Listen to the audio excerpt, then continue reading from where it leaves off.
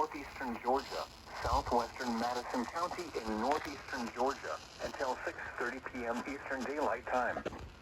At 5:50 p.m. Eastern Daylight Time, a severe thunderstorm was located over Athens, Clark County, or over Athens, moving east at 10 miles per hour. Hazard, 60 miles per hour wind gusts. Source, radar indicated.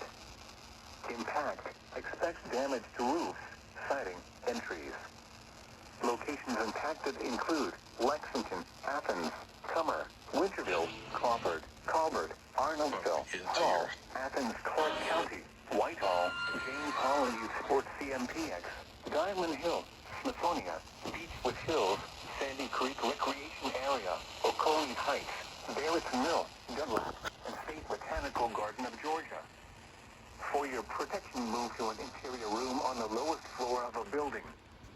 If you see wind damage, hail or flooding, wait until the storm has passed, and then call the National Weather Service toll-free at 1-866-7-634-466 or tweet us your report at NWS Atlanta.